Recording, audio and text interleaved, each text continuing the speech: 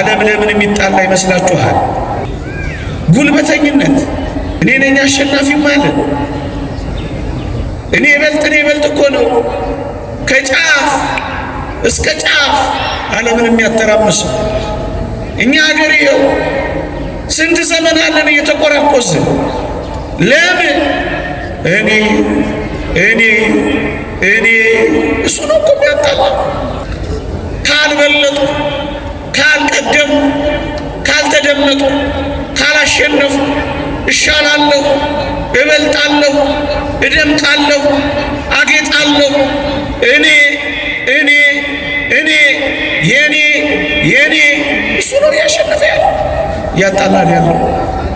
እቺን ህይወት መኖር የሚለምድ በዚህች ህይወት የሚለማመድ ግን ፍጹም ሰላማዊ ይሆናል። ከጓደኞቻችሁ ጋር ሰላማዊ፣ ከትዳር አጋሮቻችሁ ጋር ሰላማዊ፣ ከሥራ ባልደረቦቻችሁ ጋር ሰላማዊ። ባልንጀራ ካንተ ይልቅ እንዲሻል በትህትና ስትቆጥር፣ ባልንጀራ ስታስቀድም፣ ፍክክር የለም፣ ውድድር የለም፣ መበላለጥ የለም፣ መለካካት የለም፣ እኔ ቀድም እሽቅድምድም የለም። እውነተኛ ትህትና የምንማማርበት ርዕሴ ነው።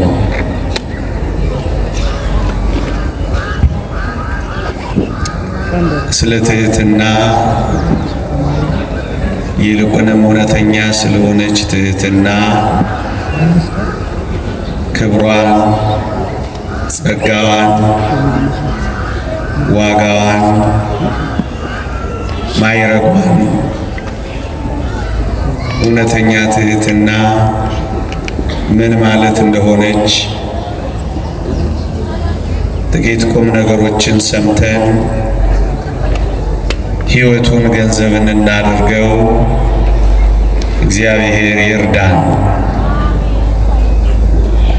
አታውቁትም ብዬ አይደለም፣ ግን ጥቂት አስታውሰናችሁ በዚህ ሕይወት በረከትን፣ ጽድቅን፣ እግዚአብሔርን መምሰልን እንድናገኝ ነው። አንደኛ እውነተኛ ትህትና ምንድናት? ሊቁ ቅዱስ ዮሐንስ አፈወርቅ ስለ እውነተኛ ትህትና ሲያስተምር እውነተኛ ትህትናን እንዲህ አላት። እውነተኛ ትህትና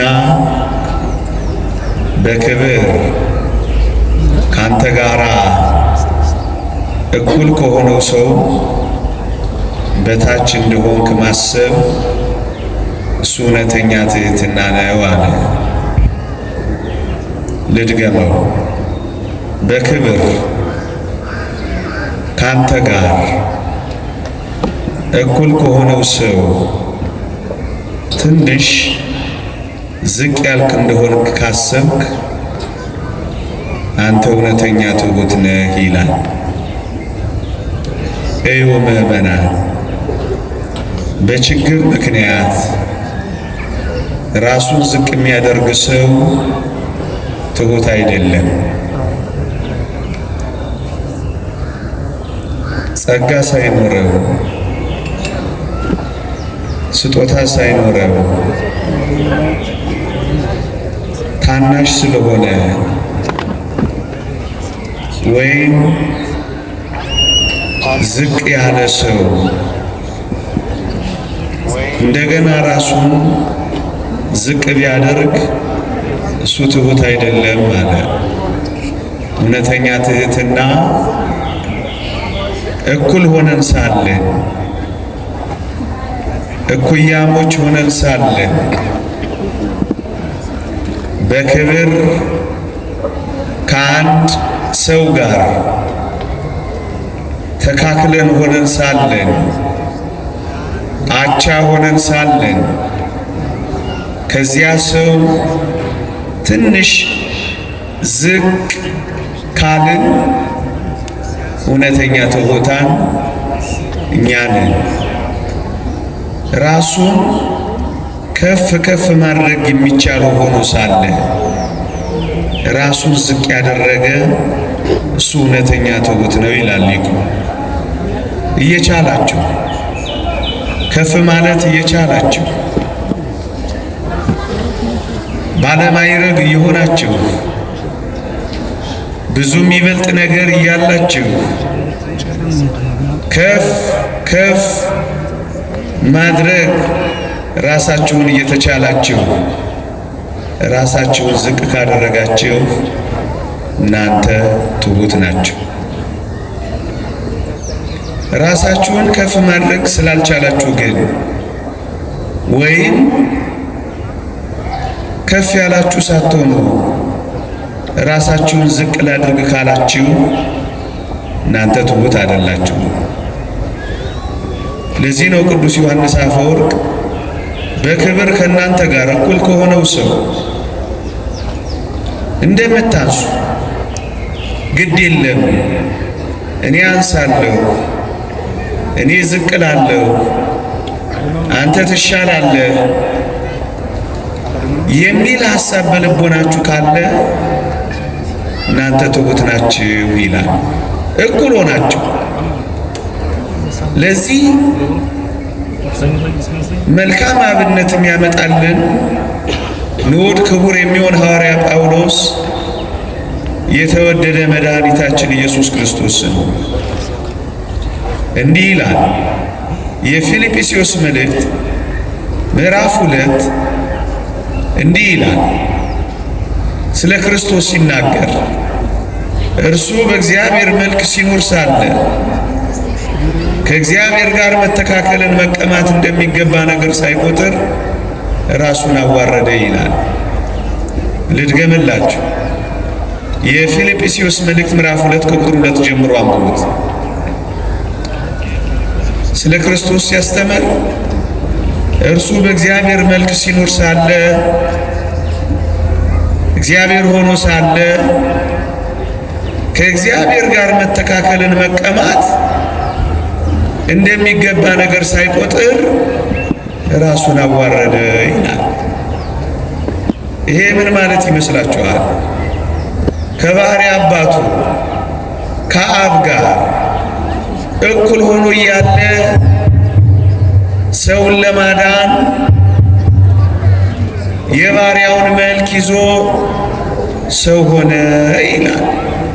ግን እኮ እግዚአብሔር ሆኖ እያለ በእግዚአብሔር መልክ እየኖረ እያለ የባሪያውን መልክ ያዘ ይላል። አያችሁ፣ እኩል ሆኖ ሳለ ሰው ሆኖ ዝቅ አለ። ምዕመናን፣ እውነተኛ ትሕትና በጌታችን ውስጥ የታየችው ናት። እሷስ እኩል ሆኖ ዝቅ ማለቱ። ለዚህ ነው ሊቁ ቅዱስ ዮሐንስ አፈወርቅ ስለ ትሕትና ሲያስተምር በክብር ካንተ ጋር እኩል ከሆነው ሰው ትንሽ ዝቅ ያልክ እንደሆነ ካሰብክ አንተ ትሑት ነህ የሚለው ለዚህ ነው።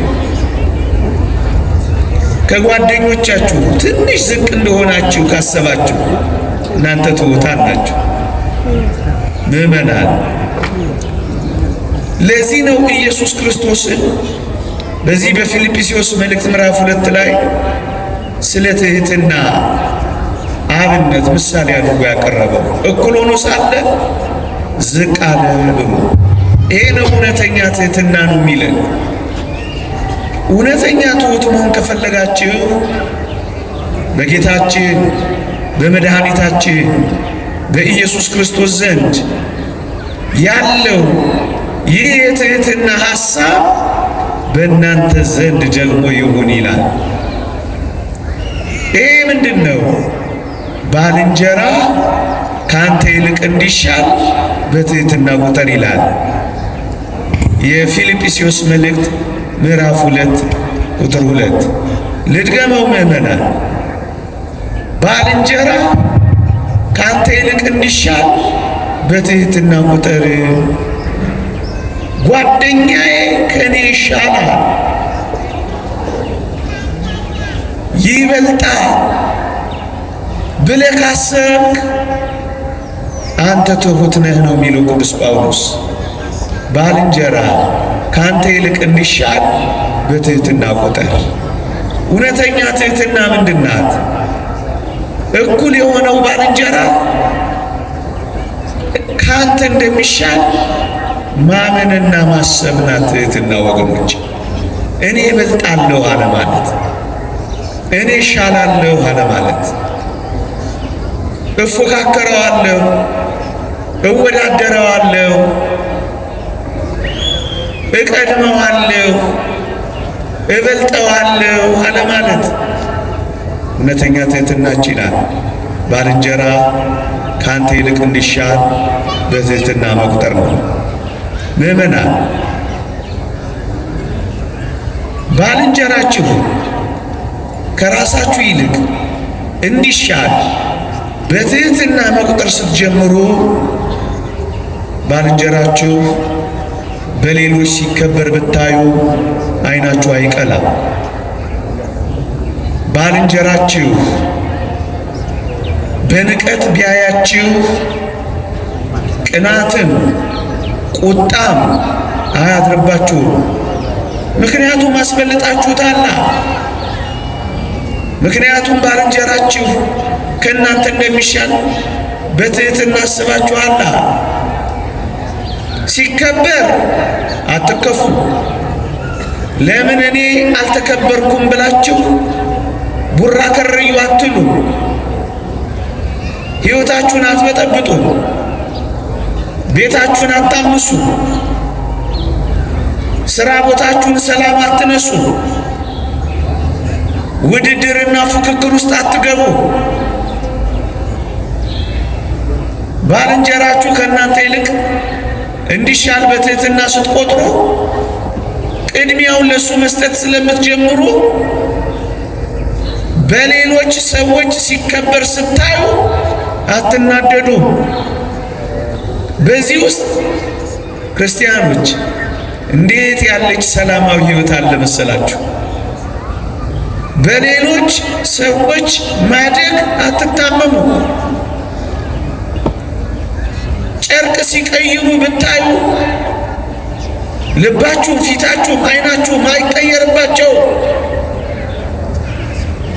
ሲያድጉት ደስ ይላችኋል። እውነት እንነጋገር ከተባለ የክርስትና ሰላማዊ ሕይወት ያለው እዚህ ጥቅስ ውስጥ ነው። ባልንጀራ ካንተ ይልቅ እንዲሻል በትሕትና መቁጠር ስትጀምር ሰላማዊ ኑሮ ትኖራለህ። በዚህ ውስጥ እኔ ይበልጥ የሚባል ጸብ የለም። ለምን እኔ አልተከበርኩም የሚል ትዕቢት የለም። ምክንያቱም ቅድሚያውን ለባልንጀራ ስለሰጠኸው በምንም ሁኔታ ውስጥ አትታወክም። እንደውም እሱ ሲከበር ደስ ይልሃል፣ አትከፋ። ብጥብጥ እዚህ ውስጥ የለም። መቀናናት እዚህ ውስጥ የለም። ጸብ እዚህ ውስጥ የለም። መተት እዚህ ውስጥ የለም። እኔ ይበልጥ የሚል እሰጥ አገባ እዚህ ውስጥ የለም። ምእመናን ምናልባት ቀለል እያልኩ ስነግራችሁ የዚችን ጣዕም ያላት የክርስትና የሕይወት ምንጭ መሆኗን አትዘንጉ። ባልንጀራ ካንተ ይልቅ እንዲሻል በትሕትና ስትቆጥር ኢየሱስ ክርስቶስን መምሰል ትጀምራለህ። ከአብ ጋር እኩል ሆኖ ሳለ በትሕትና ዝቅ ሲል አምላክነቴ ይነጠቃል ብሎ አላኮረፈም፣ ቅር አላለው፣ አልተበሳጨም። አምላክነቴን አጣለሁ ብሎ አልሰጋም።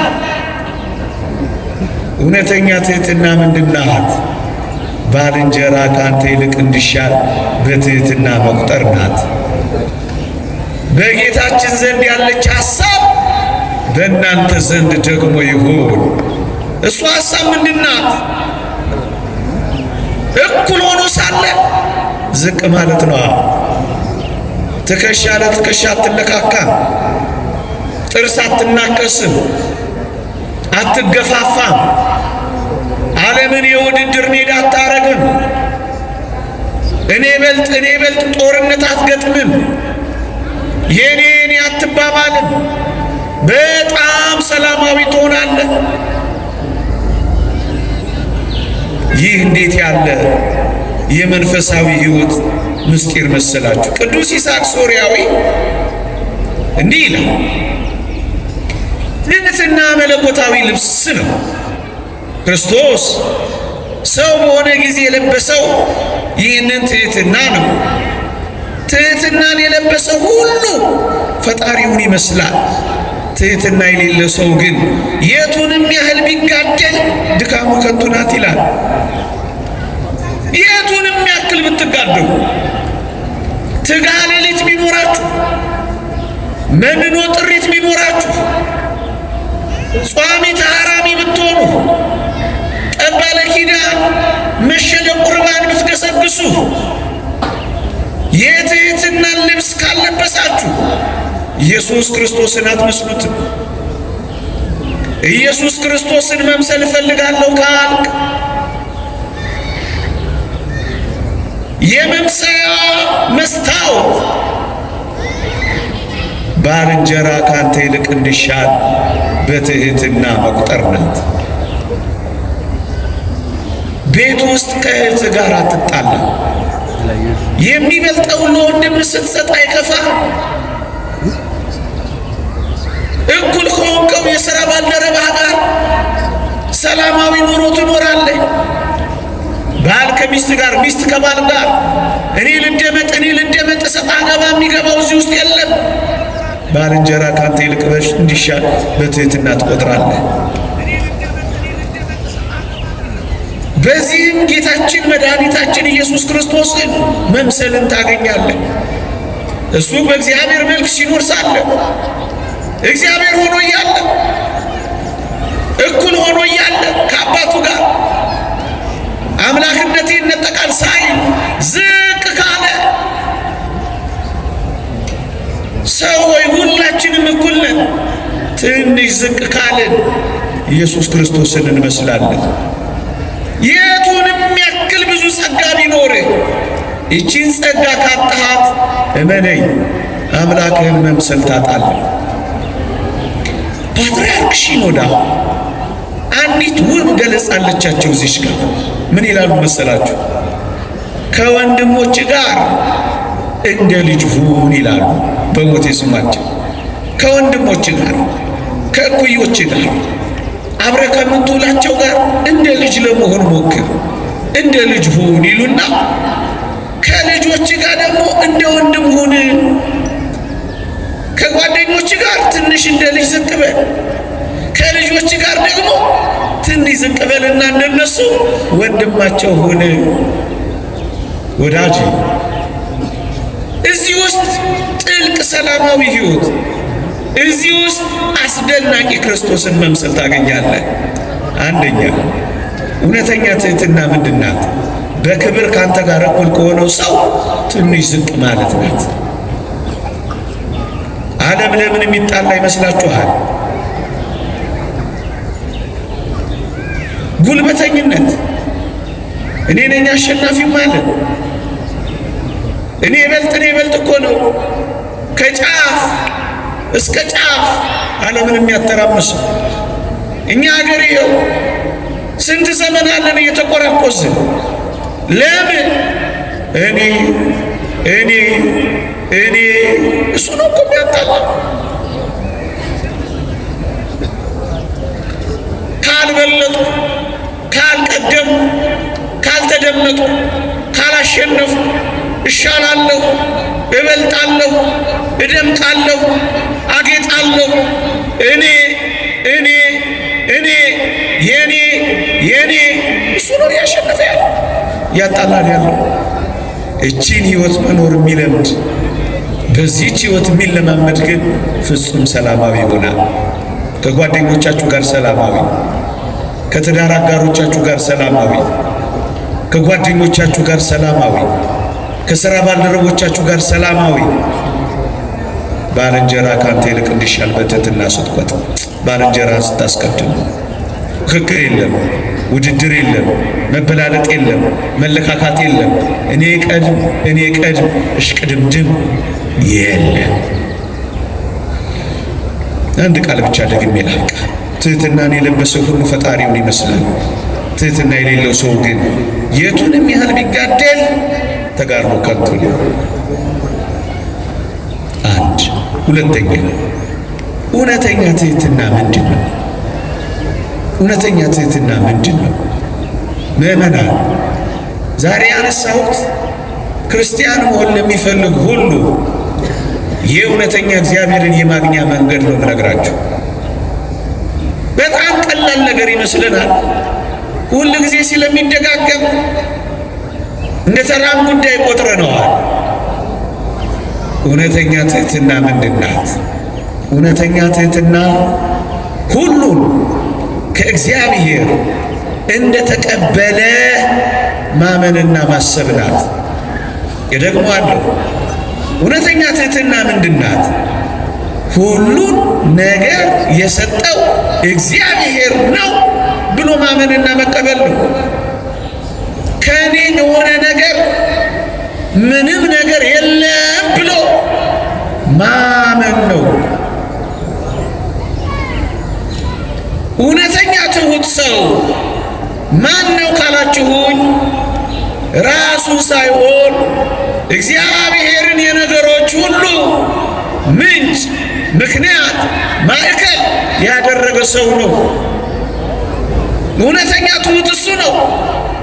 ምዕመናን፣ ቅዱስ ባስልዮስ እንዲህ ይላል፣ የያዝከው በጎ ነገር ሁሉ የእግዚአብሔር ስጦታ መሆኑን ዘንግተህ በእጄና በጥበብ ያገኘሁት ካልክ በትዕቢት ወድቀሃል። የሰጠህ እግዚአብሔር መሆኑን ማወቅ የትሕትና መጀመሪያ ነው ይላል። በራስ መመካት ግን የጥፋት መንገድ ነው። ወዳጄ፣ ትሑት መሆን ከፈለግ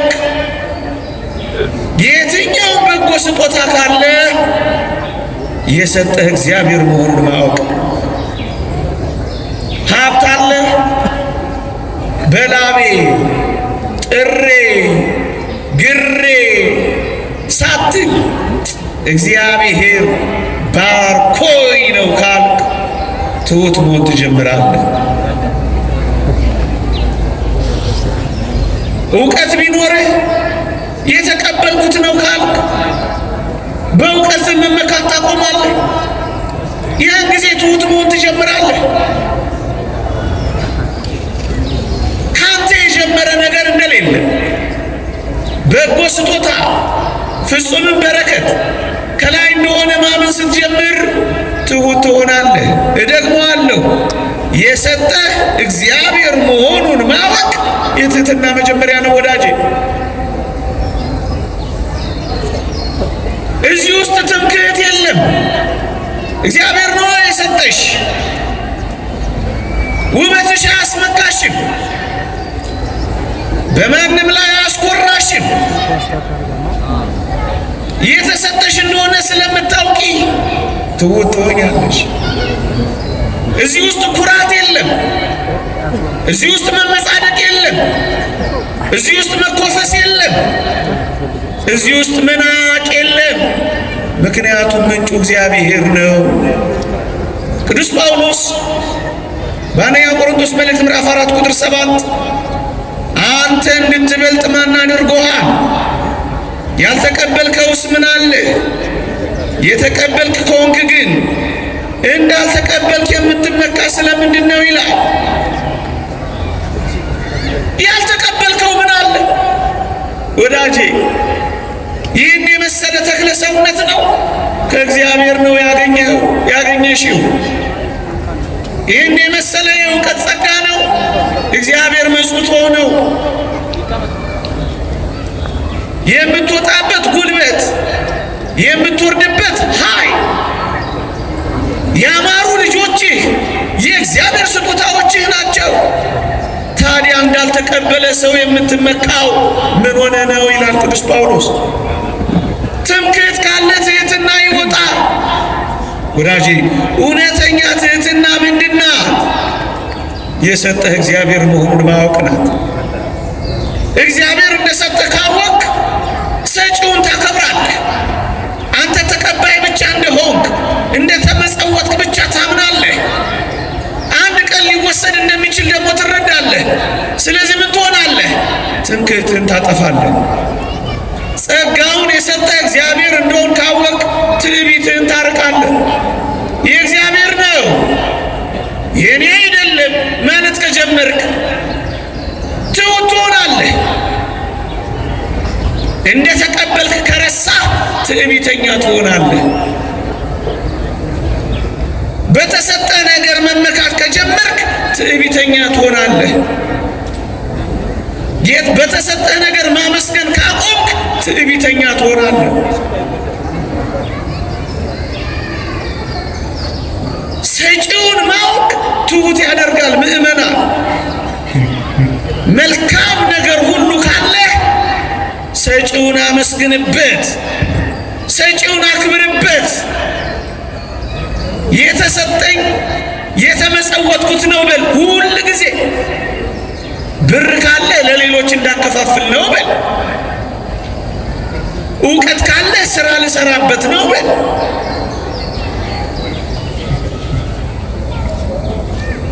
ሁሉም ነገር ከሰጪው ነው ብለህ ስታውቅ ያን ጊዜ ትሑት ትሆናለህ።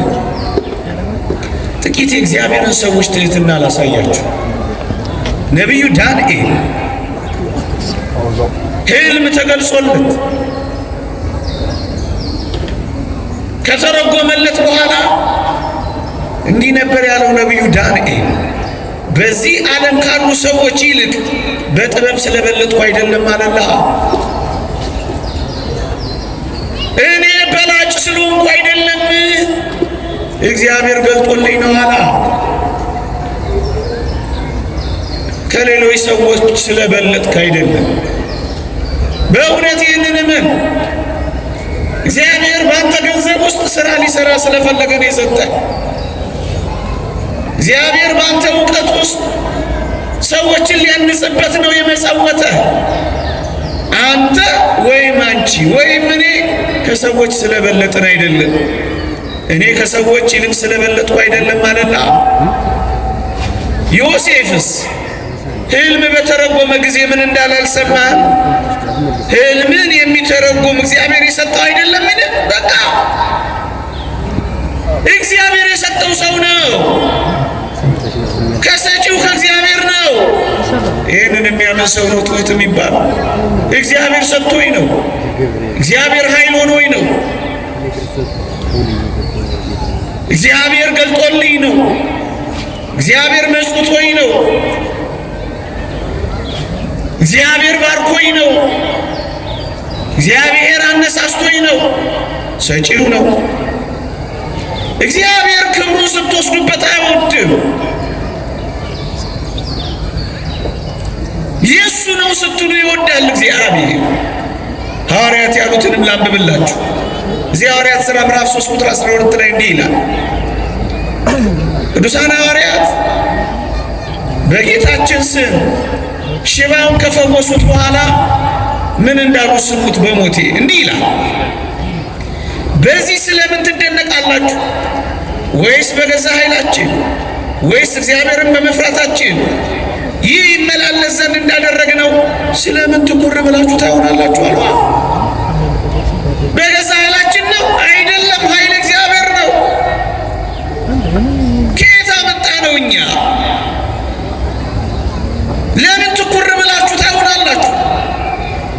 ወዳጄ መደነቅን ለምን ትፈልጋለህ? እግዚአብሔር ይደነቅ። ለምንድን ነው እንዲያጨበጭቡልህ የምትፈልገው? እግዚአብሔር ይጨብጨብለት። ለምንድን ነው እግዚአብሔርን ክብር የምትነጥቀው? እግዚአብሔር ይከበር።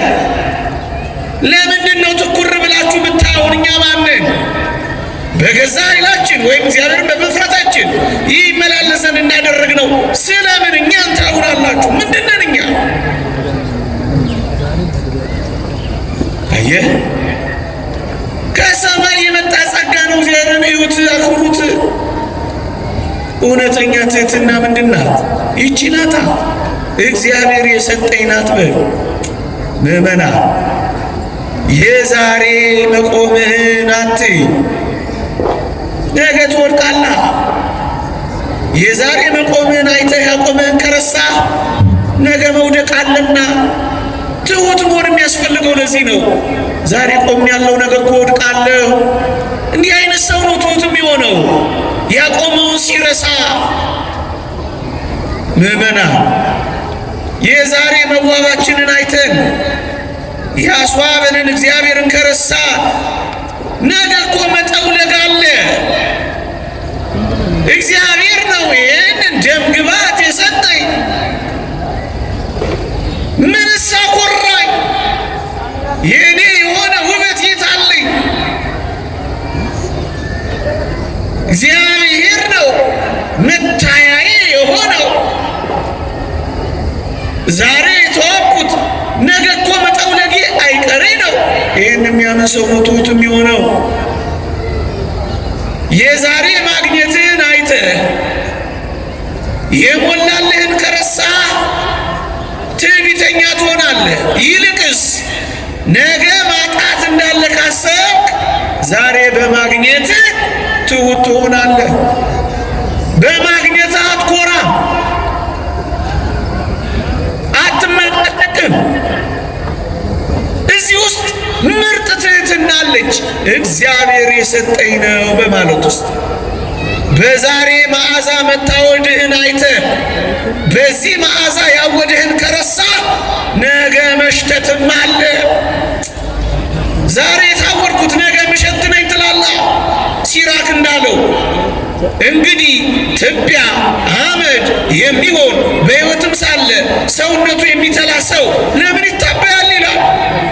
እናንተ የዛሬ ውብሆች በእውነት እንንገራችሁ፣ ለምን ትታበያላችሁ? የሰጣችሁንስ ለምን ትረሳላችሁ? በበሽታ መትላታል አይደለ? በቁሙ የሚተላ ሰው ለምን ይታበያል ይላል። አልጋ ላይ ስንያዝ ትሁት እንሆን የለ? ጻድቁ ኢዮብ እንኳን ትዝ አይላችሁ? እግዚአብሔርን መገዳደር ጀምሮ መጨረሻ ላይ ምንም ያለው መስማትንስ በጆሮቼ ሰምቼ ነበር፣ አሁን ግን ዓይኔ አየች።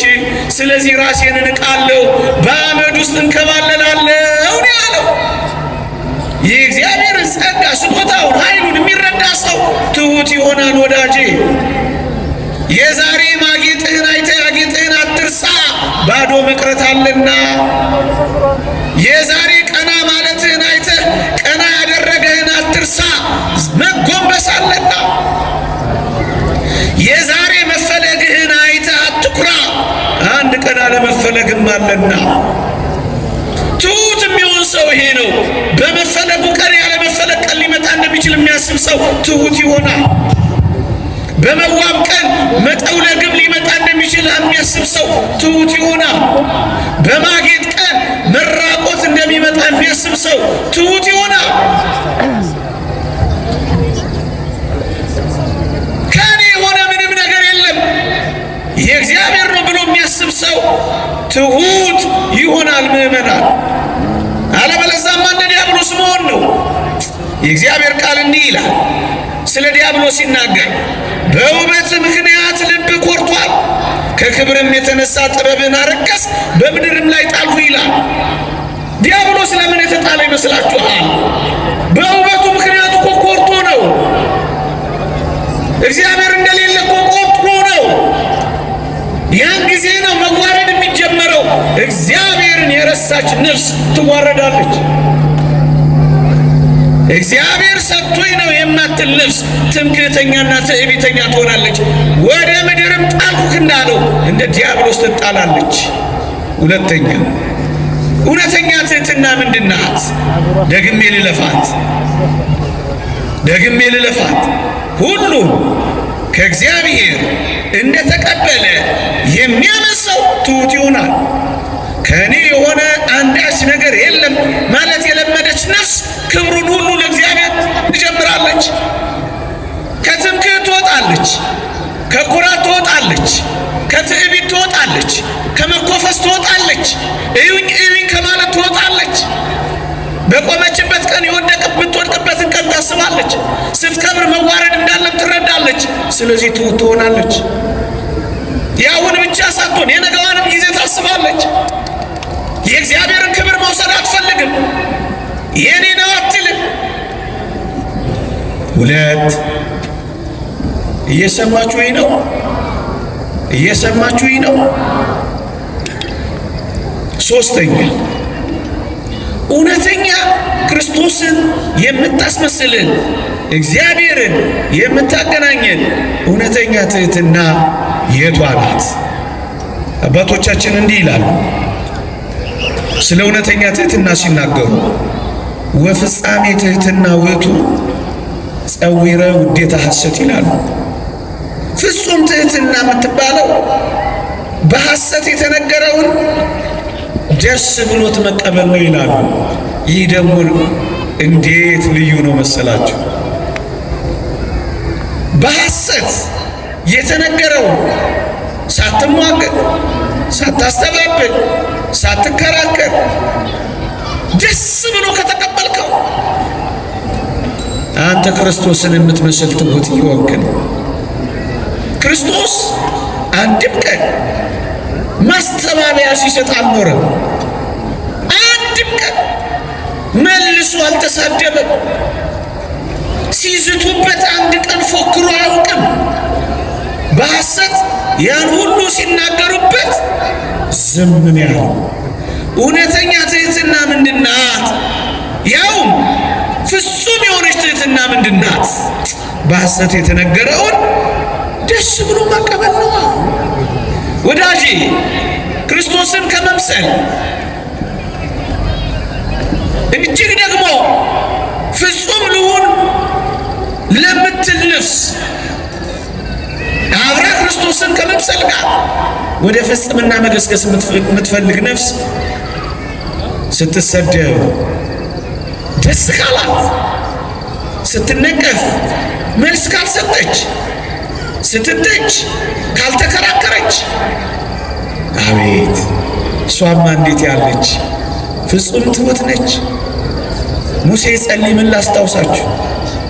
አንተ ጠቋም ብለው ሲሰድቡት አሉ ፊቱ በሳቅ ያበራ ነበር አሉ። እውነተኛ ትሕትና ማለት ይችላል። ሲሰድቡት ፍንክንክ ብሎ ማልቀስ። ወዳጄ ሳትሟገት፣ ሳትካሰስ፣ ምስክር ሳትቆጥር ይገባኛል ፍጹም ትሑት ማለት ይቺ ናት። ያስተማረ የመከረ የአባቶቻችን አምላክ እግዚአብሔር እንዲህ ባለው ፍጹም በሚያደርግ እግዚአብሔርን በምታስመስለን መልካም የትሕትና ሕይወት እንድንኖር እግዚአብሔር ይርዳ። እግዚአብሔር የሚገኘው በዚህ ጥልቅ ሕይወት ውስጥ ነው። ምኑን እግዚአብሔር እናገኘዋለን? እሱ የትሕትናን ጸጋ ሰጥቶ እሱ ያገኘን እንጂ። ይቆየን። አሜን።